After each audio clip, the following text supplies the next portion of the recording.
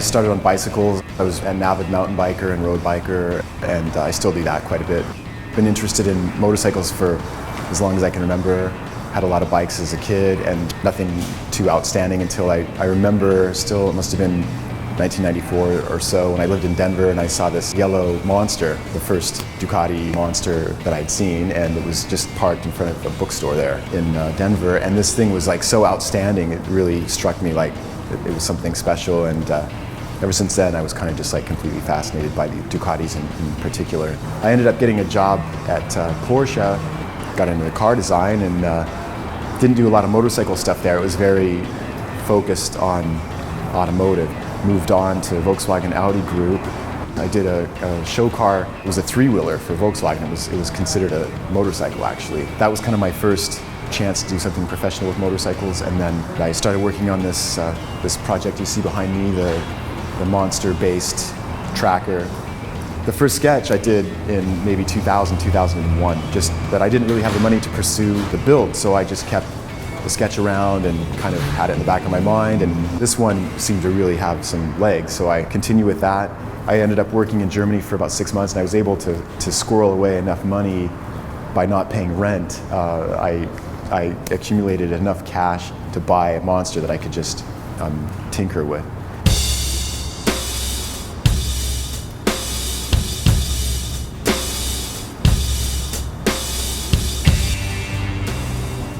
I ended up buying this Monster and hanging it from some straps in my garage in Venice and started mocking it up. I had so many of my friends were involved in the design and build process that it kind of became this like mission to complete this thing, and it turned out far better than I had hoped, actually. You know, most people are building one-offs. It takes them a year. They really fastidiously work on it, and then it's gone to the customer and it's gone. Then they have to start anew and completely from the ground up.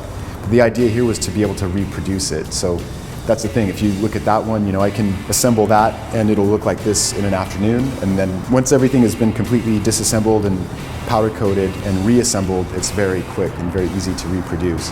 I thought I could achieve many things at once. I can raise the seat height, I can make it more robust and get it in the dirt and make it something that's a little more urban. It's obviously not like a full-on dirt track racing machine. Although the guy that wrote it for the photo shoot for one of the magazines, Cale Colkman, he's like 15th, I think, in the country at the time. That was already a year and a half ago, but he was telling me that with the exception of the bar position and the peg position, it could probably be raced like that. So I was quite happy about that. It made me feel like maybe this thing has even more potential than I initially thought. So it suits me really well, like personally.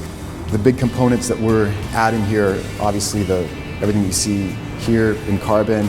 The exhaust header and muffler is our own. Sounds amazing. And you can see the tank here that's lying next to it right now is typically housed up in here. And this required so much work to get all these points, have to mount to the frame, which required a lot of welding and jigging up and trial and error. The idea was to do a singular piece that could just be lifted on and off, just as this little one is actually. The fuel tank is truly under there, and then it's dropped on just like that. It's really that simple on the real one. This all gets sealed in, and then the fuel filler cap gets bonded. And we took this apart and had it 3D white light scanned, and I had this chassis scanned, and that's basically the shape that you see before you, and we milled this shape as a solid, pulled a mold, and then these parts are coming directly out of that mold. This is the original Monster fork. Everything clears with these big 19s. I trimmed away one of the caliper hangers. I put these radial brake levers on it, and I find it actually feels more powerful than the two rotors on the stock Monster. The gearing that it's set up with ensures some really crazy acceleration. It's really, really fast off the line. It's a blast to ride. It's really cool, and you sit very much upright and kind of in this sort of control position.